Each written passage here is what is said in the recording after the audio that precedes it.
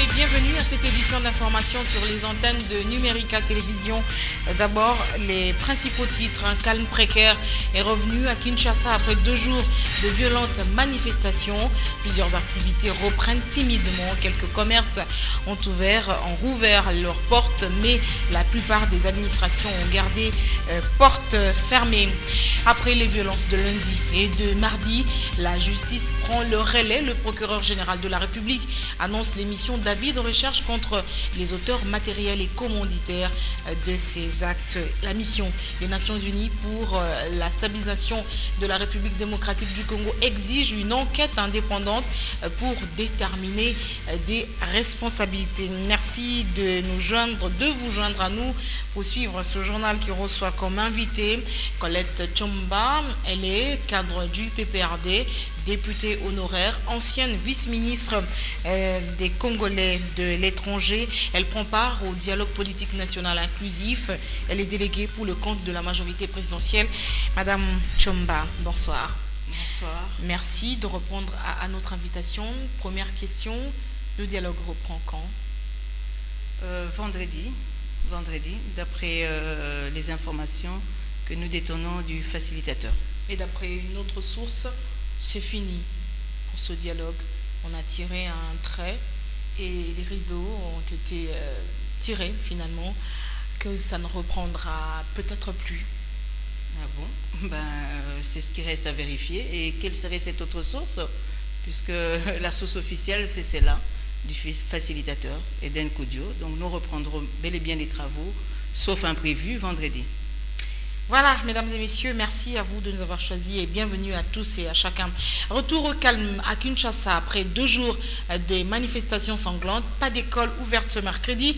Les parents ont préféré garder leurs enfants à la maison pour s'assurer du rétablissement total de la paix. En revanche, plusieurs activités ont repris timidement, mais la plupart des administrations ont gardé portes fermées sur le boulevard du 30 juin et l'avenue du commerce. Les conducteurs ont repris le transport en commun. Quelques boutiques et magasins ont rouvert leurs portes. Nos reporters ont fait le constat. Ange Makadi et Serge Mitelesi. Après les événements du lundi et mardi, les activités ont repris timidement à Kinshasa. Les transports en commun fonctionnent de nouveau. Les souhaits des conducteurs est de voir leurs activités se dérouler dans le calme jusqu'à la fin de la journée.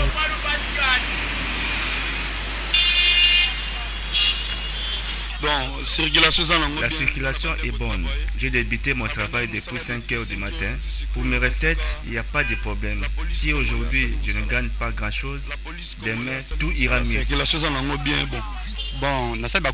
J'ai effectué plusieurs courses, mais je n'ai transporté qu'une ou 2 personnes. Je gaspille tout simplement le carburant. Il n'y a rien de bon jusque-là. Circulation, elle est là. Il n'y a pas assez de gens suite à la peur. Ils sont restés chez eux. Outre les transports en commun, certaines banques ont également ouvert leurs portes.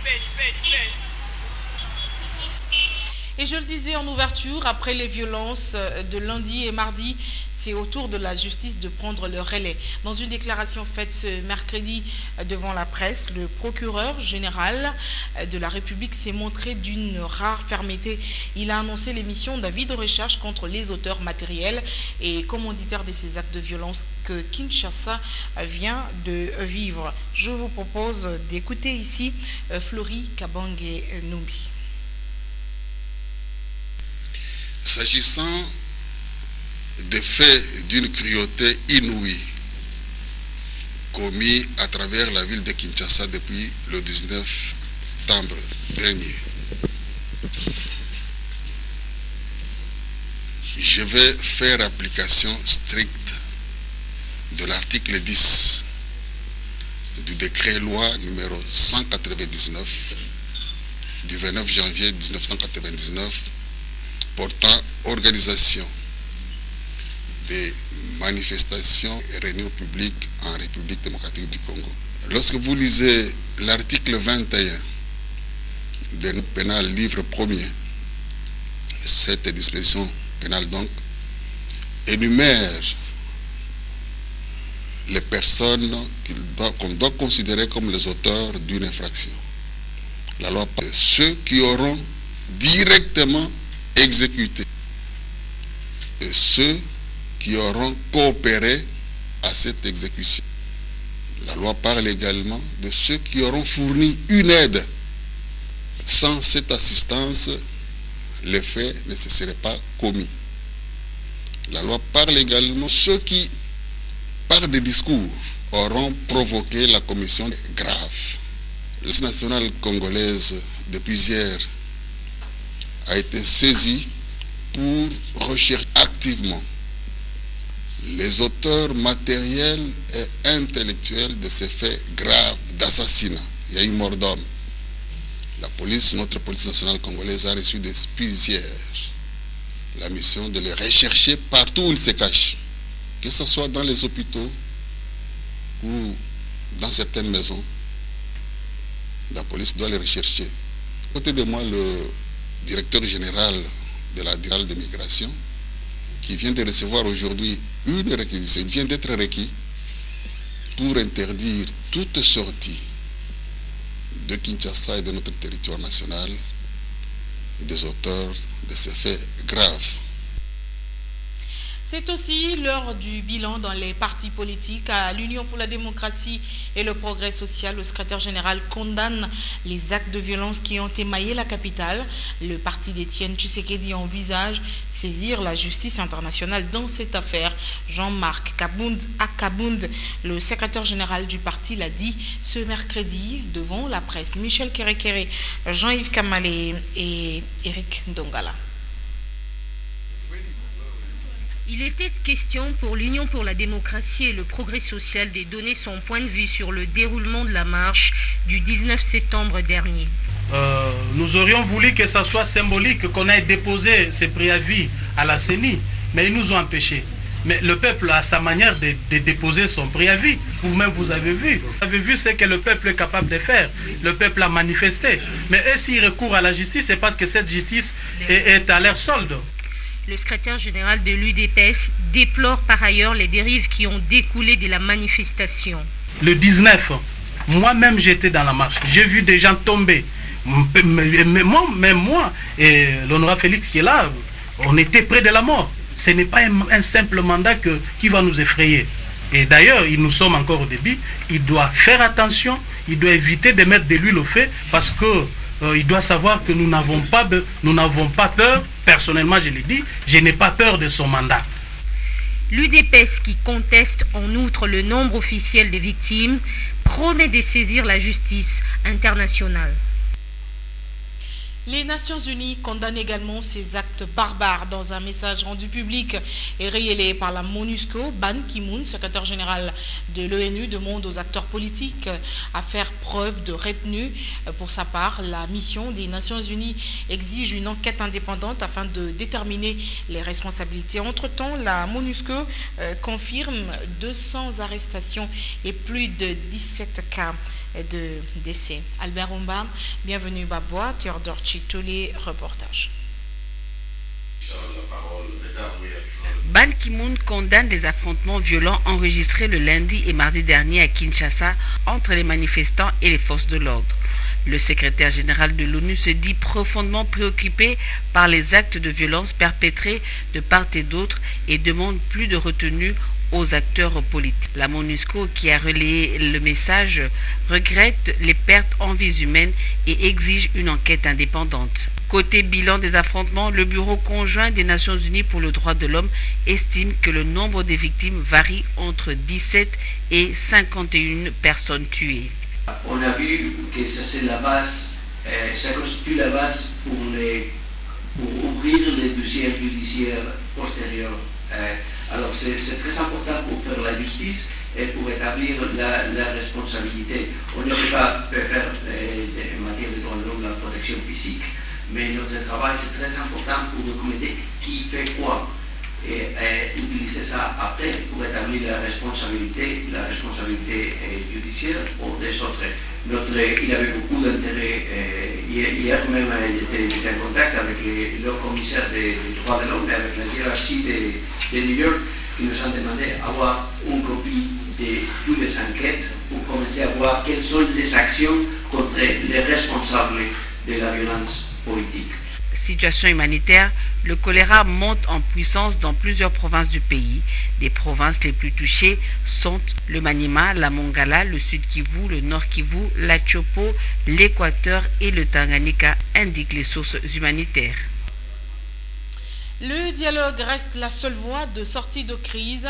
La MONUSCO insiste qu'il soit le plus inclusif possible et appelle les acteurs à aplanir leurs divergences au sujet des réfugiés sud-soudanais. La société civile de Goma exige leur relocalisation. Albert Romba, bienvenue Bavois, Théodore Chitolé. Le dialogue en cours en RD Congo reste la voie de sortie de la crise, estime la MONUSCO.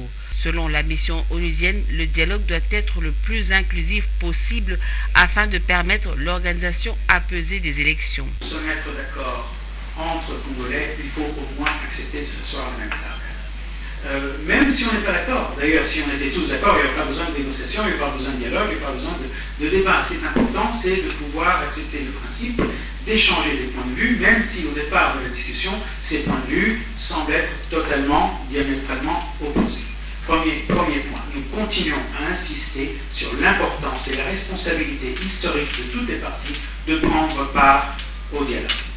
Deuxièmement, comment est-ce que ce n'est pas à nous, c'est très important à dire, ce n'est pas à la MONUSCO de décider de la qualité du dialogue, de si le dialogue va bien, va mal, s'il a échoué, ce n'est pas le point. Nous appuyons politiquement, techniquement, je le répète, de façon pour essayer d'obtenir la participation la plus inclusive possible à ces discussions. En définitive, la question antérieure qui se référait au calendrier et celle-ci se rejoignent dans le fait qu'il est vrai qu'il faut un consensus politique congolais.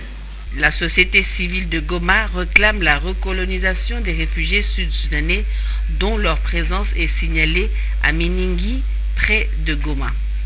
Le monde commémore ce mercredi 21 septembre la journée internationale de la paix.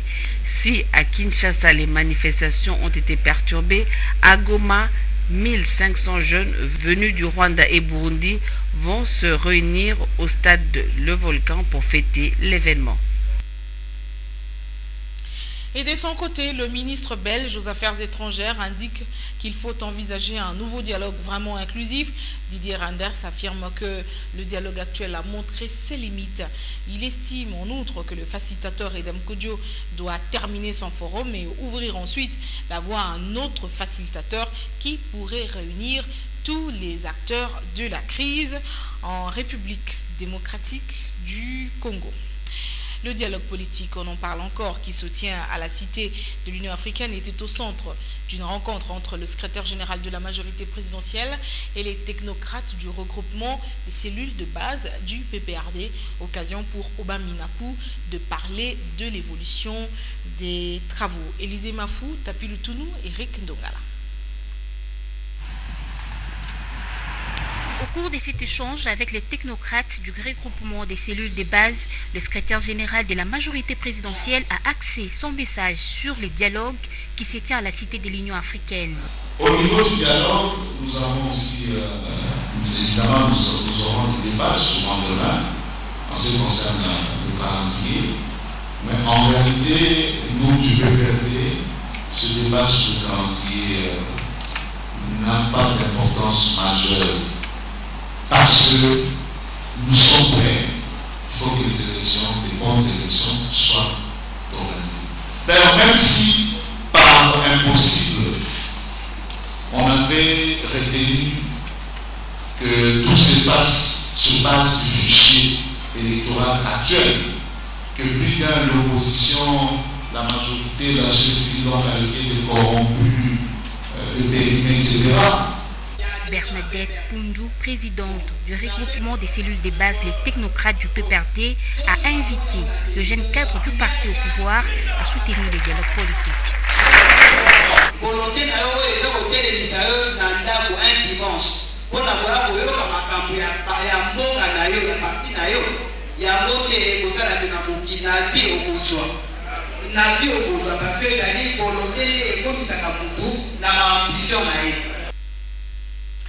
Le débat autour du calendrier électoral et la signature de l'accord final du dialogue national reprend finalement ce vendredi prochain à la Cité de l'Union africaine, initialement prévu pour lundi, puis mardi. La plénière a été reportée par Edem Kodjo. Les raisons du report, les violences des derniers jours dans la capitale congolaise.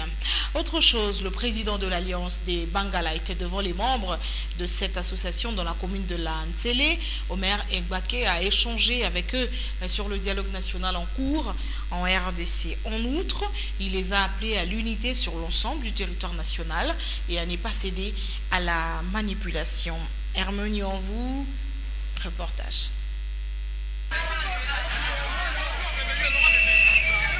L'Alliance des Bangala n'est pas un parti politique, mais une association qui réunit tous les Bangala du Congo démocratique et même de l'étranger, affirme Omer Egbake. Au cours de cette rencontre, Omer Egbake a fait un rappel historique où il explique que les Bangala sont partout au Congo. On trouve le Bangala Kintsuka dans le Congo central, les Bakusu dans le Maniema, les Topoke, Lokele et Benza dans l'ancienne province orientale. Et ça dit parti politique. Aliba et ça ici Bangala ya Congo. Et Bangala ya Afrique. Batata, bamama bandeko. Beaucoup de où t'as la Zambé. Soyez à la pression. Et comment on va les Zambé? Na sengi na yo Bangala kikolo lelo. Avant yo kamoto. Nous croyons la vérité. L'union fait la force, dit-on. La politique ne peut pas diviser le peuple Bangala. La tradition africaine résout ses problèmes sous l'arbre à palabres, d'où le dialogue est d'une grande portée pour la paix en République démocratique du Congo. Et la rue n'a jamais résolu le problème, indique Omer Egbake. Dialogue, ça va péter. Nous sommes encore ministre politique, c'est comme président à Liban. Dans le Congo à Liban, au Bénin Bolingo, Bomoko, Boloki. Ah, on a compris Kabino A. Bonsoir, Nantin, Nyen, Bobundate. Le président de la Liba a exhumé quelques pas de danse traditionnelles, une façon pour lui de reconnaître ses origines.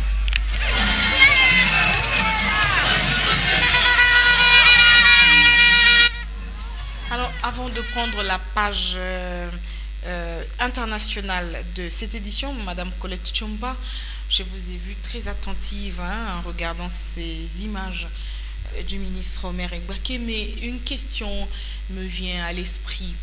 À quoi ça sert de pouvoir prêcher pour un dialogue que les gens, dont les gens ne veulent pas? Les gens, apparemment, les Congolais, les Kinois, ne veulent presque pas de ce dialogue. Pourquoi continuer à prêcher pour le dialogue? Mais les Kinois, vous voulez dire une frange des Kinois qui ont l'habitude de passer à la télévision pour manipuler ceux qui les suivent tranquillement chez eux à la maison. Bon, moi je dirais que en fait le dialogue c'est la seule voie qui puisse nous permettre de sortir de cette crise. Il faut que les Congolais se mettent ensemble autour d'une table pour discuter de leurs différences. Je ne vois pas pourquoi ceux qui ne sont pas venus au dialogue sont peut-être et certainement animés de mauvaise foi. Et c'est d'ailleurs l'une des raisons qui explique les dérives que nous avons connues le lundi 19 et mardi 20. Alors, mauvaise foi, finalement, la responsabilité est partagée. En fait, vous vous accusez mutuellement. Il y a l'opposition en dehors du dialogue qui vous accuse d'être de mauvaise foi, de pouvoir tenir un dialogue pour comploter contre la République. Voilà pourquoi, pendant que ces assises se tiennent, Kinshasa a connu, c'est qu'elle a connu, la capitale. Mais madame, en suivant le journal attentivement, j'ai vu que le ministre belge recourt encore une fois à ce qui est un dialogue, mais qu'il souhaite voir plus inclusif. Ça veut dire que ce dialogue aura échoué dans ce cas. Et Eden Kodjo aura failli dans sa mission. Non, Eden Kodjo est mandaté par l'Union africaine. Et donc, je ne vois pas en quoi dans sa mission. Je ne crois pas qu'il ait échoué. Qu'il montre ses limites à pouvoir mettre tout le monde ensemble. Les autres leaders politiques qui ne prennent pas part au dialogue, c'est eux qui, en fait, devraient réfléchir 2 fois. Pourquoi est-ce qu'ils ne veulent pas s'asseoir avec les autres pour trouver une solution définitive à cette crise? Et ils veulent le faire dans quel cadre? C'est ça la question. Ce que Kinshasa a vécu, selon vous, ça traduit quoi?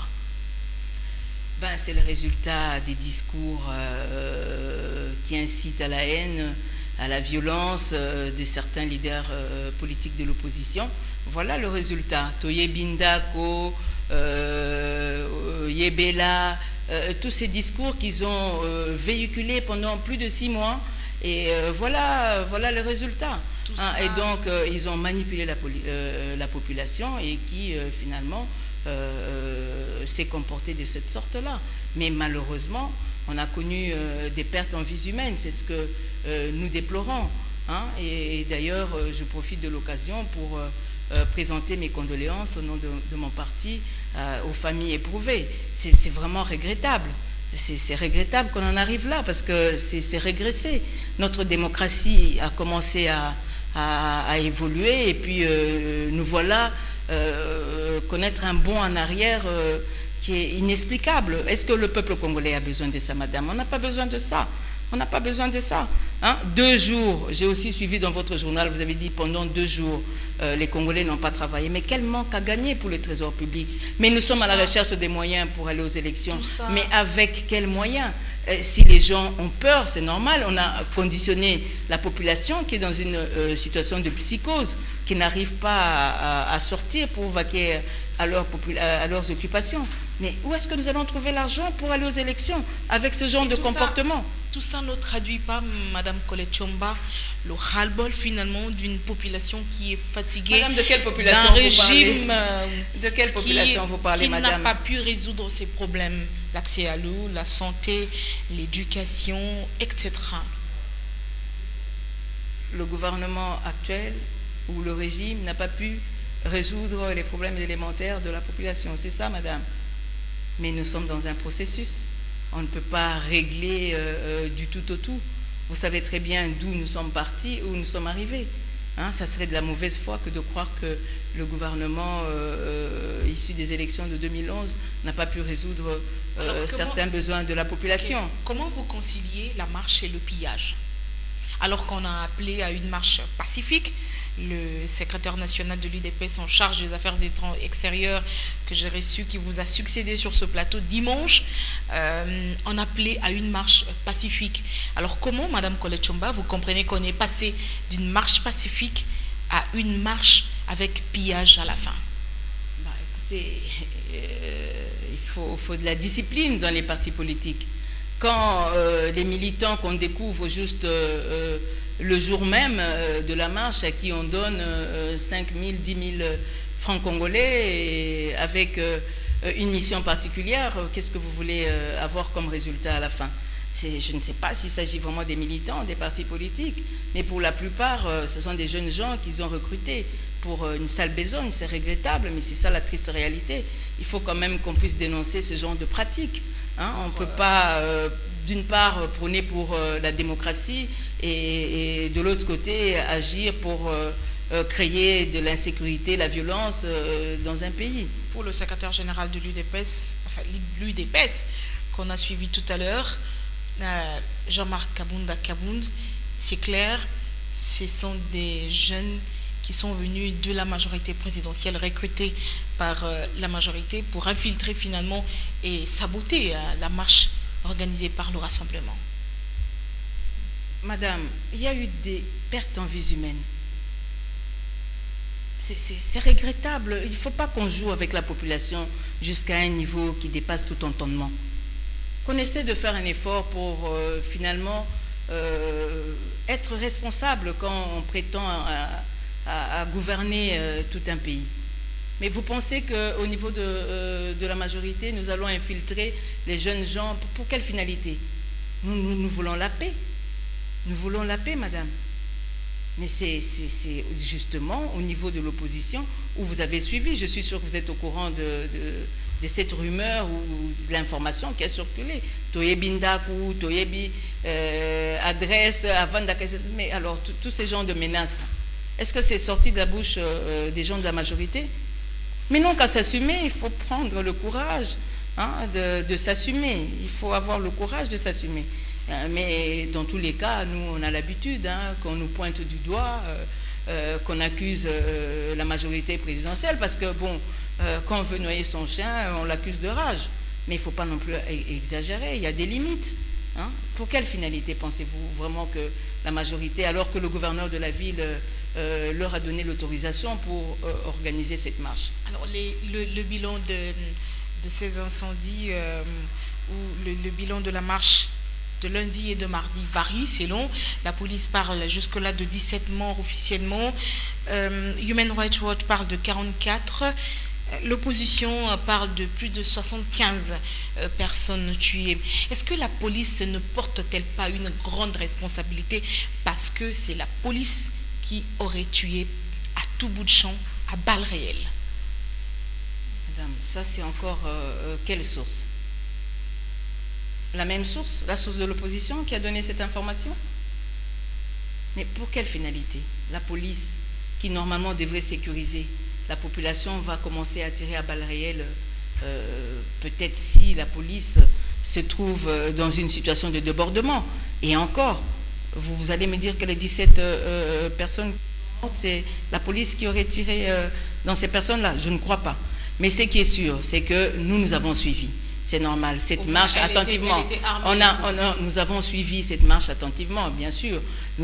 Moi, par exemple, au niveau de Bandalungwa, j'ai vu un groupe de gens venir de Mbinza, arriver au niveau de l'école Sévigné. Ils ont commencé à jeter des pierres, à brûler et tout ça. Mais même empêcher les élèves à aller à l'école, madame, vous ne trouvez pas que ça c'est vraiment irresponsable? Qu'est-ce que cette école a à voir avec une marche pacifique? Ils n'étaient même pas arrivés au point de ralliement qu'ils avaient déjà commencé à commettre des bavures. Et j'imagine que la police, dans une situation pareille, ne savait plus à quel sens se vouer. Est-ce qu'on les accompagnait de tel point à tel point? Qu'est-ce qui avait été convenu? Ils allaient tous se retrouver d'abord au niveau de l'échangeur et que c'était de l'échangeur qu'ils allaient commencer leur marche, mais ils ont commencé à se déployer et à provoquer les paisibles citoyens qui, en brûlant leur maison, qui en sagageant leurs magasins, qui en pillant même, mais c'est irresponsable. C'est irresponsable, madame. La justice s'est saisie de la question. Le procureur général de la République lance sa vie de recherche pour finalement mettre la main sur les auteurs moraux, des personnes physiques, indirectement ou directement, qui ont joué un rôle dans cette situation finalement de lundi et mardi dernier. Est-ce qu'on va s'attendre finalement à une véritable justice, que la justice soit faite dans ce cas, et la majorité également, on doit châtier de l'autre côté, parce que on a également brûlé le siège de quelques partis de l'opposition. Qu'est-ce que vous attendez de cette justice? Qu'elle fasse son travail, madame. La justice est indépendante dans notre pays et je souhaite que la justice fasse son travail pour que la part de responsabilité soit établie et qu'on sanctionne les personnes qui sont auteurs de cette violence, parce qu'on ne peut pas continuer comme si notre pays maintenant devenait une jungle. Non. À la clé, c'est l'organisation des élections, notamment élections présidentielles. Doit-on s'attendre finalement à une élection? Par quel mécanisme? Je veux dire, parce que les marcheurs disaient Mandé Sili, ce n'est pas à se cacher, parce que vous avez suivi, les images circulent sur les réseaux sociaux, dans les réseaux sociaux, la plupart d'ailleurs. Le préavis court déjà, Madame Colette Tchomba. Je trouve cette question quand même assez déplacée, excusez-moi madame, parce que le dialogue convoqué par le chef de l'État, le garant de la nation, c'est justement pour permettre à ces acteurs politiques et même à la société civile de venir régler la question de l'organisation des élections. Alors toute personne responsable, normalement, doit rejoindre le dialogue pour essayer de donner ses arguments et voir comment est-ce qu'ensemble nous pouvons aller aux prochaines élections. Puisque aujourd'hui, c'est clair qu'il n'y a pas élection en 2016 et encore moins en 2017, parce qu'on croit aux exposés des différents experts qui ont eu à faire l'évaluation du processus électoral, que ce soit ceux des Nations Unies, puisqu'ils ont l'habitude d'obéir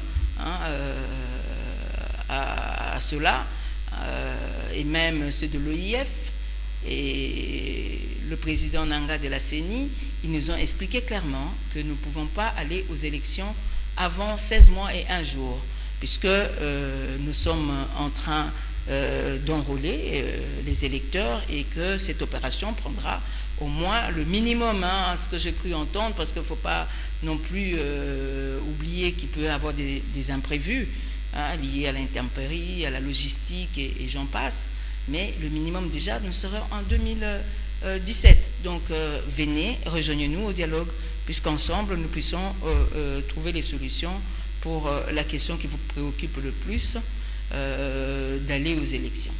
Madame Colette Chomba, merci beaucoup. On va terminer par ces deux petites questions. Si vous avez un appel à lancer à tous ces jeunes qui vous suivent en ce moment, ces jeunes qui se disent prêts à prendre entre guillemets aussi des armes ou la rue demain pour réclamer les élections, le départ du président de la République, embraser encore le pays et Kinshasa, que diriez-vous à ces jeunes qui vous suivent en ce moment? Je n'ai pas compris. Ces jeunes seraient prêts à prendre les armes, à redescendre dans la rue, parce que il me semble, on entend dans les coins de rue que c'est pas fini. Ces jeunes qui me suivent en ce moment veulent aussi aller être éligibles. C'est ce que je sais. Ces jeunes veulent être éligibles. Il faut leur organiser des élections locales qui va leur permettre aussi, chacun à son niveau d'ambition, à pouvoir contribuer au développement de son pays et servir son pays. Peut-être que juste au niveau d'une commune ou au niveau de son quartier, il faut leur donner l'occasion, eux aussi, d'être éligibles, et ils n'ont pas besoin, honnêtement, de voir le sang couler. Ils ont besoin des modèles pour demain. Voilà le petit conseil que je peux donner pour ces jeunes qui nous suivent en ce moment. En dehors de nos frontières, au Gabon, la Cour constitutionnelle doit se prononcer dans 3 jours, mais les avocats annoncent s'être entendus pour recompter des voix de l'élection présidentielle du 27 août dernier. Seules les modalités restent à être fixées. Jean Ping avait saisi la Cour constitutionnelle le 8 septembre dernier pour demander le recomptage des voix dans la province du Haut-Ogooué. Et finalement, madame, on va terminer cette édition. La toute dernière question, ça veut dire qu'à la Cité de l'Union africaine, vous n'êtes pas allé pour comploter contre la République. Nous sommes allés à la Cité de l'Union africaine pour régler la question du processus électoral. Et ceux qui sont intéressés par cette question, qui sont acteurs politiques, à en croire tous leurs discours, je ne vois pas en quoi est-ce qu'ils ne voudraient pas participer à ces travaux. Dans tous les cas, le chef de l'État leur a laissé une porte grande ouverte. À tout moment, ils peuvent rejoindre le dialogue. Je vous remercie. Merci beaucoup d'être passé sur les antennes de Numérica, commenter l'actualité avec nous. J'oubliais, Kinshasa est sous couvre-feu, oui ou non? Non, Kinshasa n'est pas sous couvre-feu. Vous voyez que c'est encore de l'intoxication pour maintenir la psychose dans la ville. Moi, je suis arrivé ici, il était 18h45, j'ai vu personne dans les rues pour m'arrêter et m'empêcher de circuler. Donc, vaquez librement à vos occupations. Donc c'est une information qui nous vient du ministre de l'Intérieur, Évariste Bouchab. Kinshasa n'est pas sous couvre-feu. Ainsi se termine cette édition, mesdames et messieurs. Je rappelle que nous avons reçu comme invité Colette Chomba, cadre du PPRD, déléguée au dialogue politique national inclusif, ancienne vice-ministre des Congolais de l'étranger et députée honoraire. C'est avec beaucoup de plaisir que je vous ai présenté cette édition. Je vous retrouve demain à 19h pour une nouvelle édition d'Information. Bonsoir et à demain.